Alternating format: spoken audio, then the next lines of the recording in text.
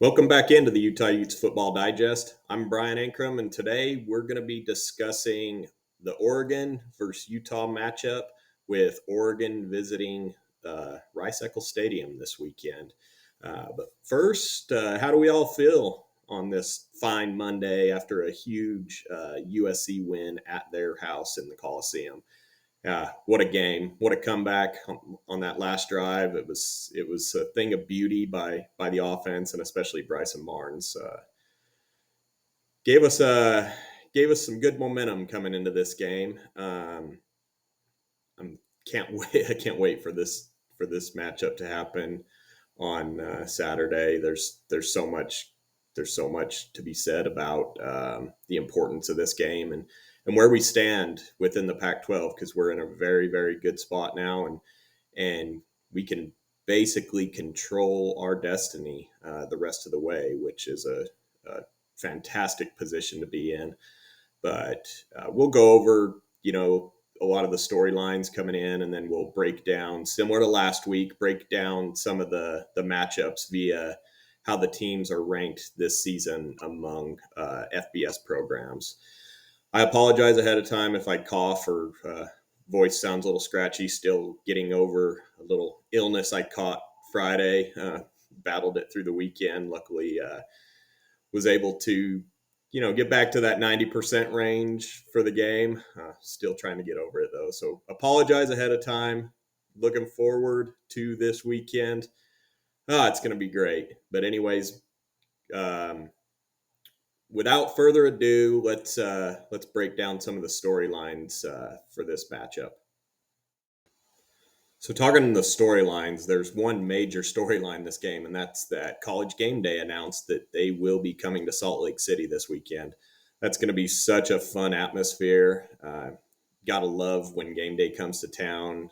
The crowd's juiced. They're going to be ready to go for a 1:30 local kick in that game. So, really excited to have game day coming. I think the last time they came was 2016 versus Washington. So it's been 7 years now without having game day in Salt Lake, and couldn't ask for a more exciting atmosphere with Oregon coming to town for the last time, for the foreseeable future. Oregon and Utah have had, such a good, healthy matchup the last, however many years. What is it? 12 years in the Pac-12. Kind of been a back and forth with the teams. Even the last few years with both teams being really good again. 2021, Utah took it to them a couple times. Last year, we had a really good shot at controlling our destiny, and they beat us 20-17 with a banged up Bo Nix. He had a banged up ankle that game, and Cam Rising was also banged up with his knee, but evenly matched, and they got us at Autzen 20-17. So that's kind of another storyline in itself, is the matchups throughout the years with these teams, and the fact that they're not going to be playing each other. That's going to be a continuous storyline for all the remaining Pac-12 games, besides Colorado and the Arizona schools, of course. So, but with Oregon, USC, Oregon, Washington, it's going to be the last time we see them for quite a while, I have a feeling. Not sure if they're going to ever, if any of these teams will ever want to put each other as a non-conference game. I could see Oregon and Utah doing that. They typically schedule a little bit tougher non-con schedule, so maybe that'll happen. We never know. We can only hope, right? But the next time that, if that minus that happening, the next time we would see each other would be in the postseason. So I think everybody's really juiced up about this game. I know both fan bases are. Oregon got right last week against Washington State, looked good doing so. They had a very tough loss to Washington in a game that they really should have won. And to get back and get the wheels turning before this game is a big win for them. Utah obviously coming off a monstrous win uh, in the Coliseum at USC. USC had that game circled on their calendar for a full year after last year's 2 losses against them. And Utah went in with Bryson Barnes and a slew of injuries and got the job done. It was a great game to watch. We almost gave that game away at the end. It was a struggle down the stretch. I thought we got pretty conservative play calling, and part of that was probably the reason why a pick six was thrown. And then the following drive, we did the same thing and went 3-and-out to give them the ball back. And what do? They take a punt return all the way to the 10-yard line or even inside the 10. So to get that win was huge. I hope we don't have a letdown game. I just don't see that happening with who we're playing this week. The electric atmosphere with game day coming to town.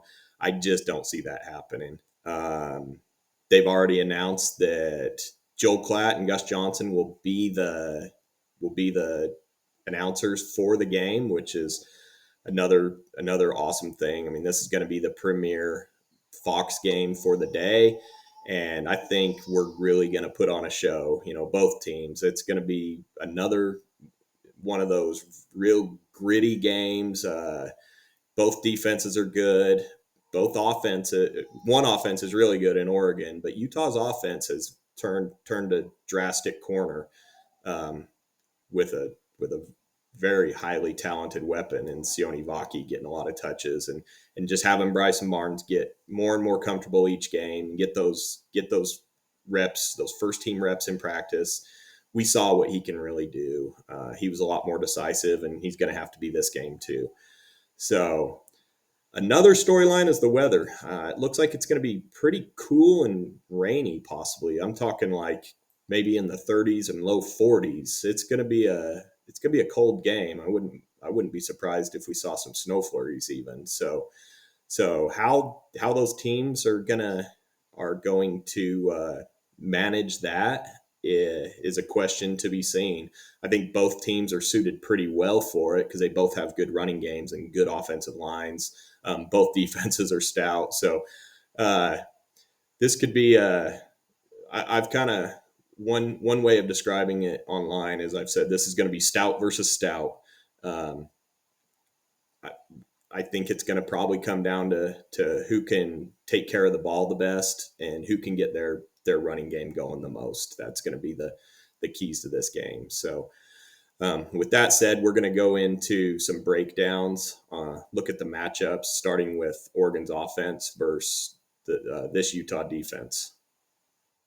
Okay, so let's kind of start like we've done in the past with Oregon's offense, and we'll talk a little bit about how the Utah defense can match up with that. It's going to be another one of those brutal matchups.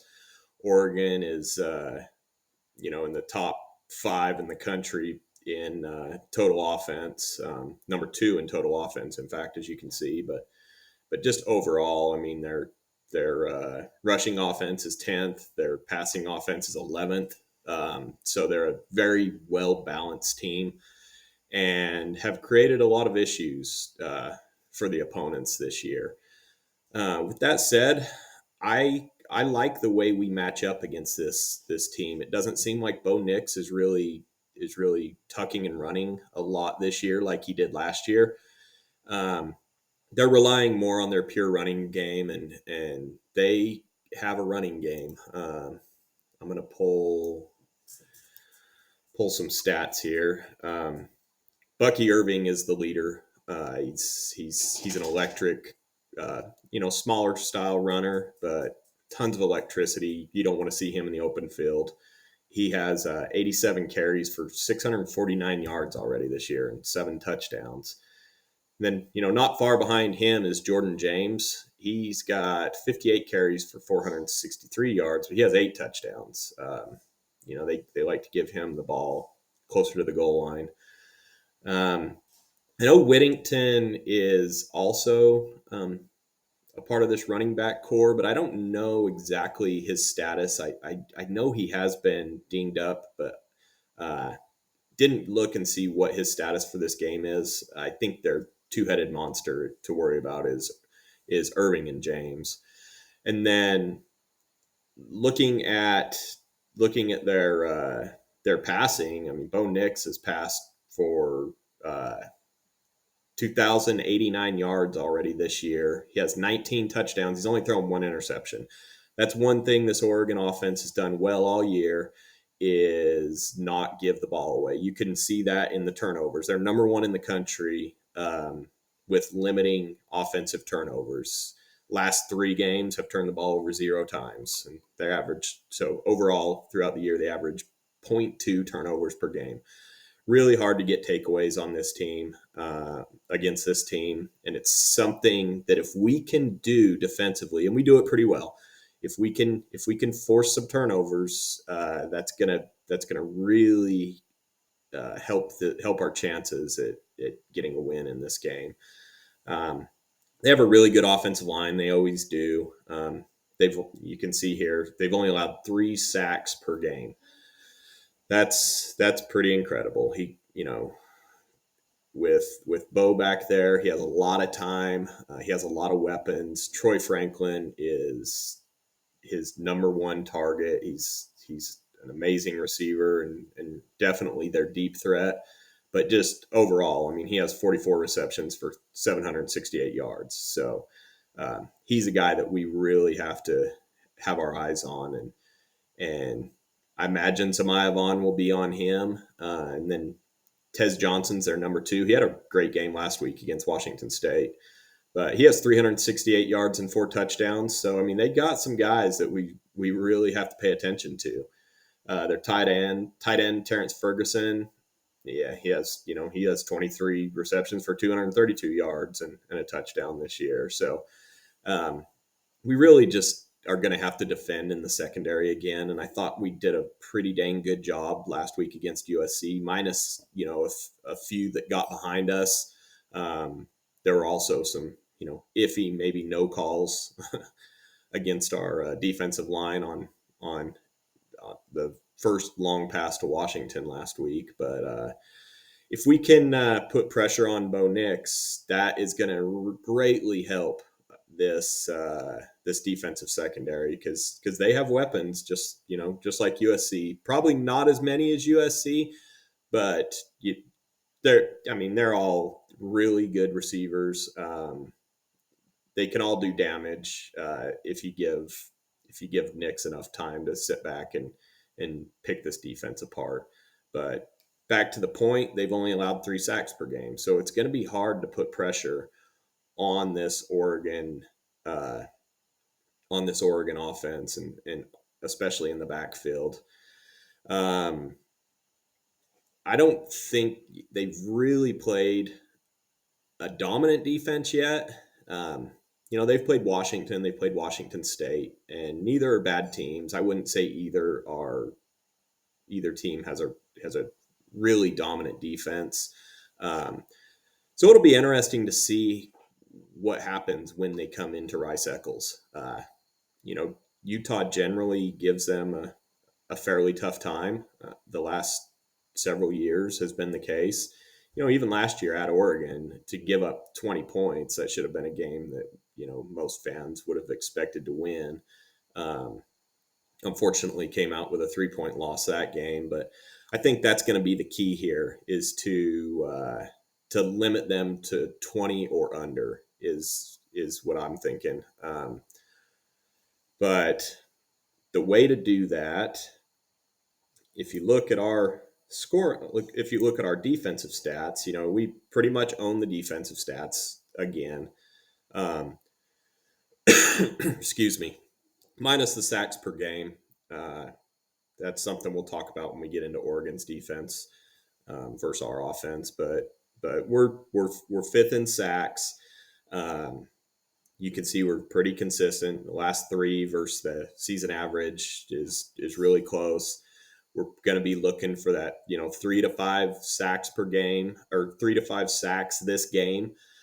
I think would be a good number to target. If we can do that, that would be pretty impressive, given the fact that Oregon, doesn't give up a whole lot. But one thing we have is strength across the entire defensive line, including linebackers. That's going to be a focal point, though. We did lose Lander Barton for the season.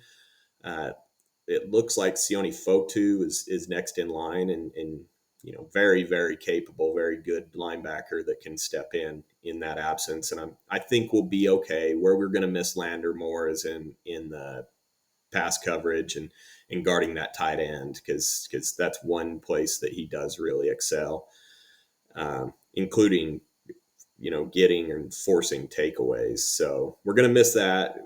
Hope he's recovering. I haven't heard what the injury is. It was something in his foot, it looked like. But hopefully he's recovering well, and hopefully it wasn't too major. I've heard reports that maybe a broken foot, but I don't know. So back to the defense, though. So our scoring defense took a hit last week, and it wasn't necessarily their fault. The pick six was actually counted against the scoring defense with this statistic.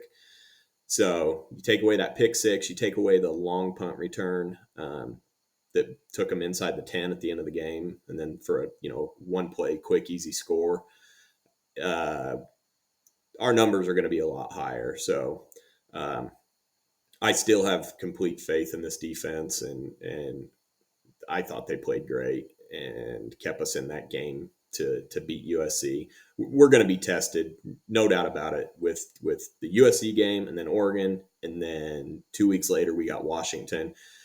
That's a brutal 3 out of 4 games that they're going to have to go against really high-powered offenses, basically all in the top 5 in the country. So if we can just continue doing what we're doing defensively, put pressure on the quarterback, stop the running game, that is going to be enormous in this game. If we look up again, Oregon has a really good rushing offense. 206.7 yards a game is running the ball very well. And it starts with the offensive line, but as talked about, they have really talented running backs.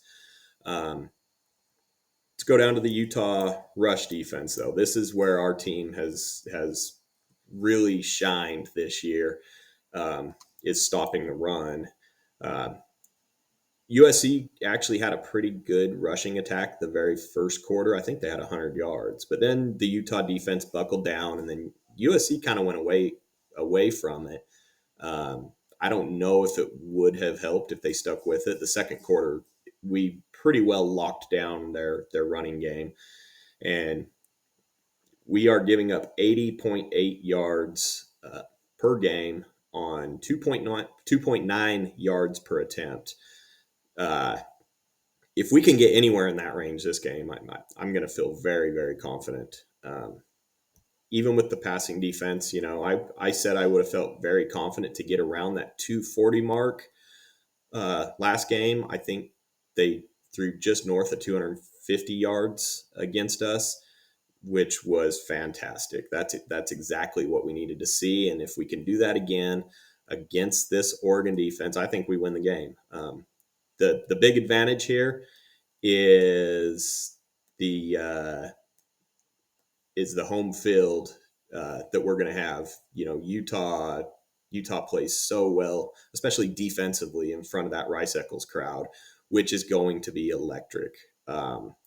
As we'd already talked about in the storylines, College game day is going to be there. That place is going to be rowdy, even for a day game at 2:30. We're in the primetime slot. Saw earlier that and talked about this, that Joel Klatt and Gus Johnson are going to be commentating this game. It's going to be the biggest game on Fox, I believe, for the day. So crowd's going to be into it. I think the defense is really going to step up and play like they have all year. So anyways, with all that said, there's kind of a breakdown against the matchups with their offense and our defense.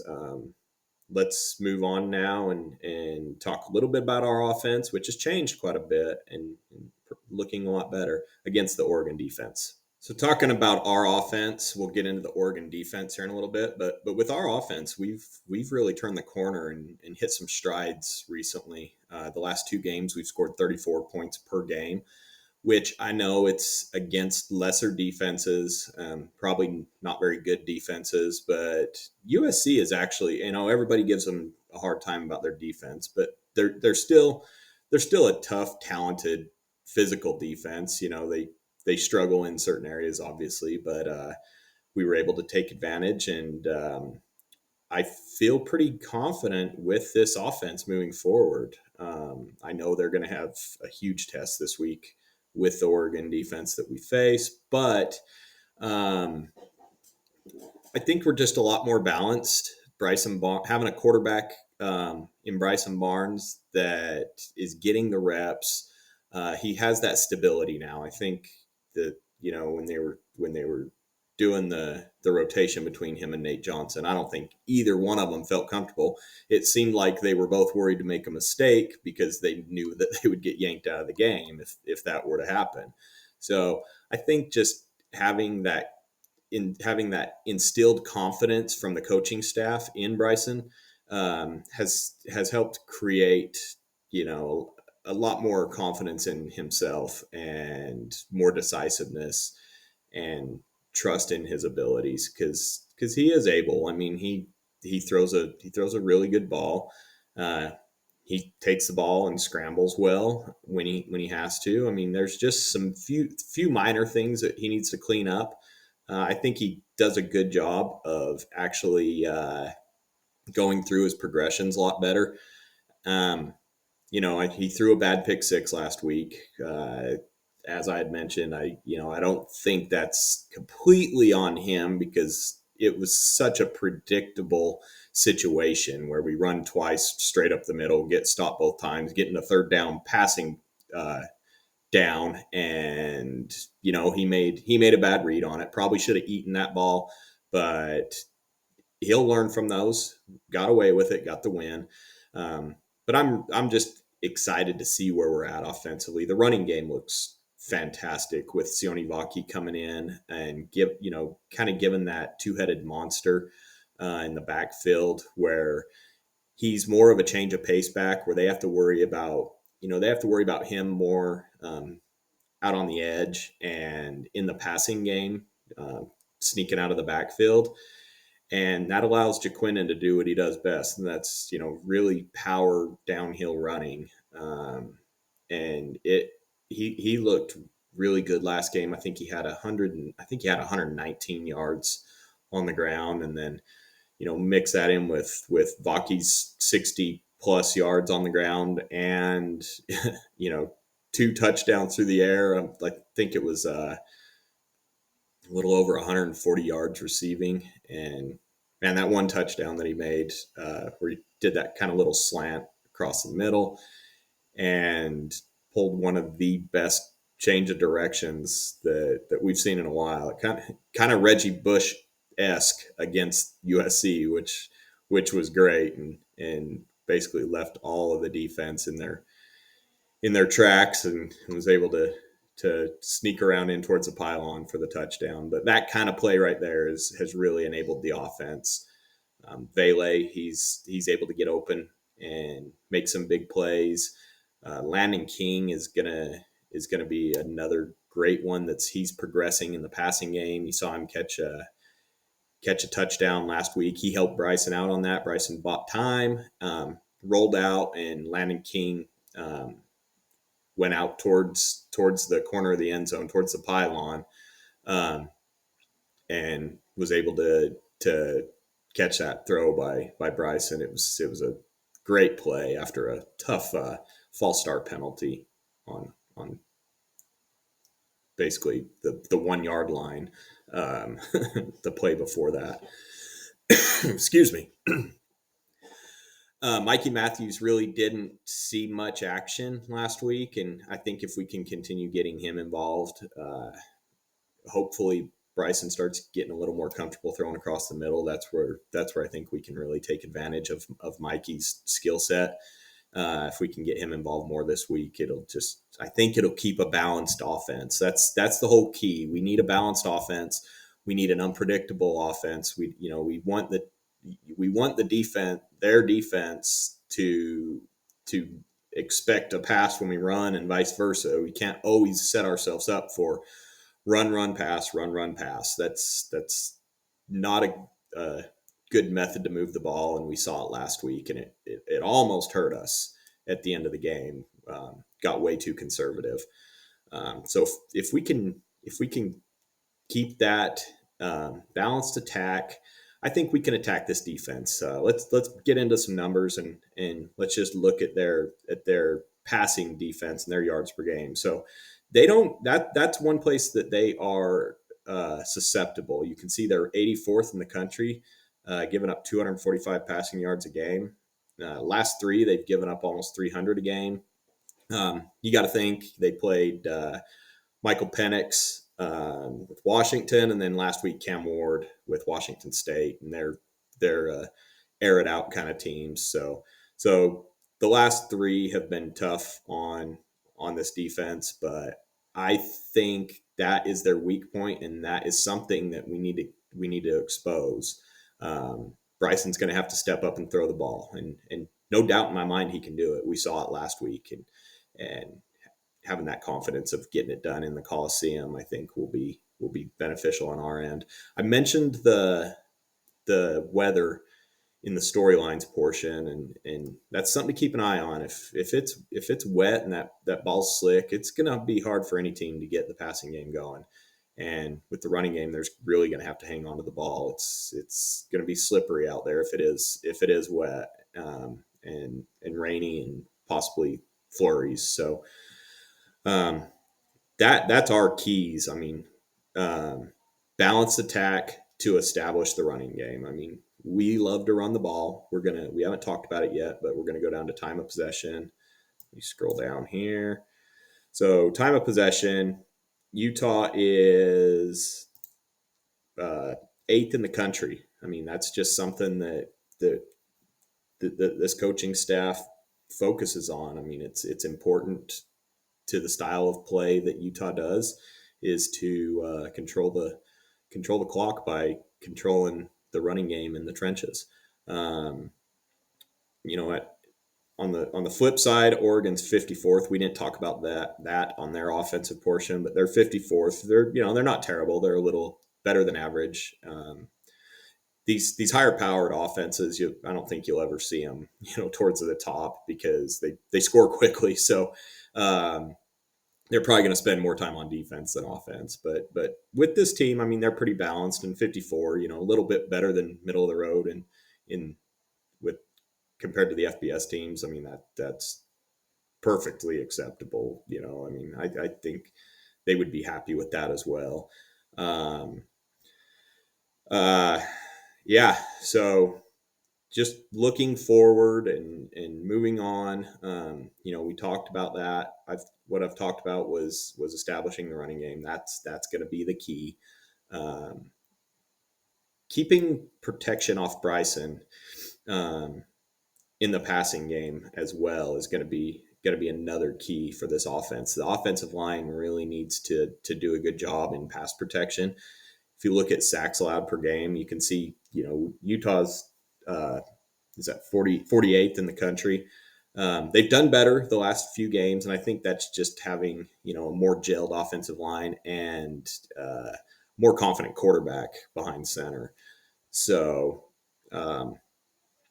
the reason that's important, we look at sacks per game. Oregon's actually getting more sacks per game than Utah is, even with the stout defensive line. And, we have the nation's sack leader in Jonah Ellis. They're actually getting more sacks per game. And just looking at their numbers, their player stats, it could come from anyone. They don't have a guy that's just dominating in that department. What they do have is consistent pressure from pretty much everyone. Their defensive ends, both of them, they are doing pretty well in that. I was trying to pull it up here might have lost it. Yeah, I don't have the stats pulled up anymore. Um, but their defensive ends have really, oh, here they are. They've done a good job at putting pressure on. They got oh wait, yeah, 3 and 4 sacks respectively. Jordan Birch has 3. Brandon Dorius has 4 sacks for the year. Or Dorless has 4 sacks for the year. But they're kind of scattered all throughout that lineup. Evan Williams, who's one of their DBs, he has 3.5 sacks. And just going on down the list, they have a couple linebacker sacks. Yeah, so you always have to be aware of where that pressure is coming from, and I think that's one thing that Utah does well is the pre-snap reads. Having Jaquindon in this game is going to be significant because he is a tremendous uh, pass rush, tremendous in the blocking game against the pass rush. He'll be able to pick up those blitz packages. With him as a quarterback, prior to switching to running back, I mean, uh, I think that really allows him to read the defenses a lot better and see those blitz packages before they can get to the quarterback. So that's going to be a big thing.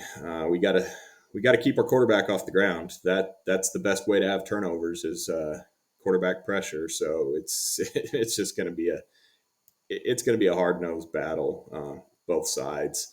Um, just just kind of going through some of their defensive statistics. That was the one thing where they actually are ranked ahead of Utah. But if you just look, I mean, they're right there in everything. I mean, sack percentage, um, that's basically the amount of times they get to the quarterback and bring him down per passing snaps. So it doesn't account for rushing snaps. Their rushing defense, it's been good. They're 16th, we're ninth. Yards per game, total yards per game. The defense that I talked about was before was yards per attempt, but um, their actual rushing defense is ranked ninth in the country. We're sixth. I mean, they only give up 86.3 yards per game. That's fantastic. Not convinced that they haven't that they've actually played someone who can really run the ball the last 2 weeks for sure. Like Washington State, those aren't teams that are wanting to just line up and run the ball at you. So we don't really know how good they are because teams haven't really wanted to run the ball against them. Utah's going to want to run the ball. I mean, that's what we do. We want to establish the run, mix it up with the passing game and play action, and attack from there. Control the clock, control the trenches. I think we can run on this team, but it's going to be more tough sledding than it has been the past couple weeks. So, um, with that said, there really isn't much more to say about what we need to do. Talked about it long enough. We need to we need to attack with a balanced offense.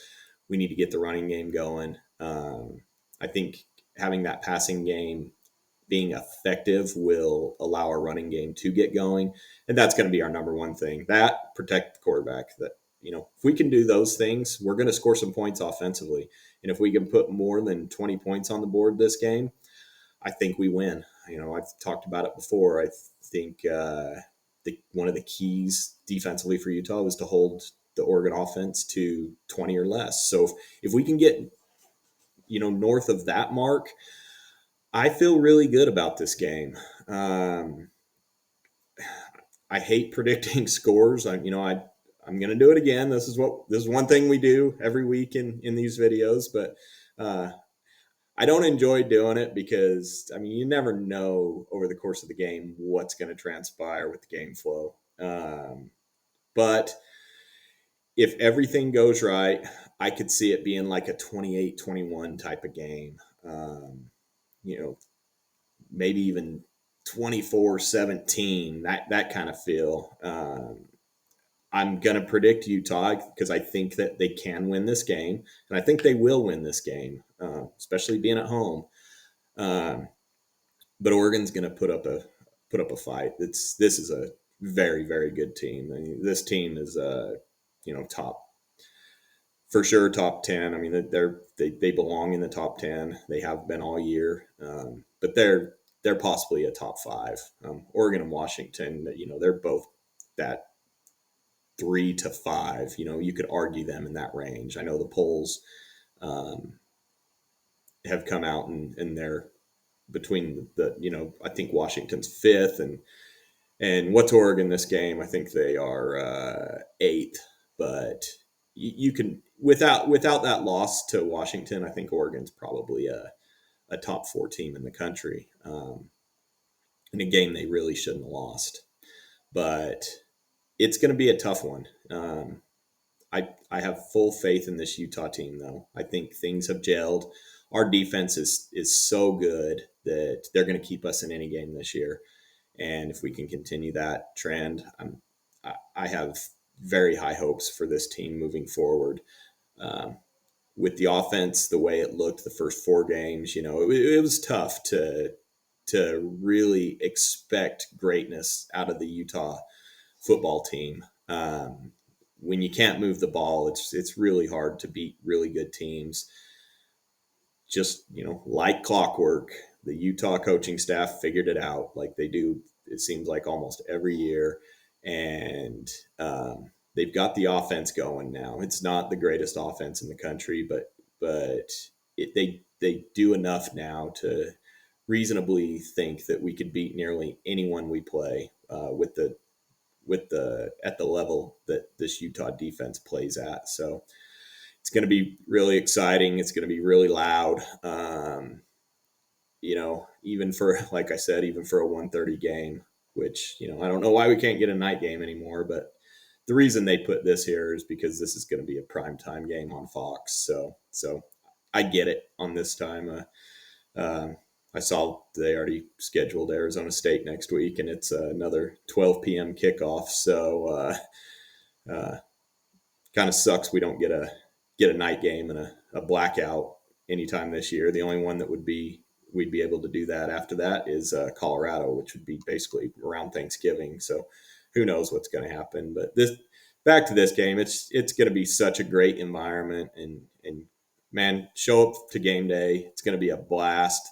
There's going to be so much hype around this. Stay warm. It's going to be a cold one, as mentioned. So dress accordingly. Get juiced up before the game, if you know what I'm talking about. Go loud. Let your voices be heard. Let's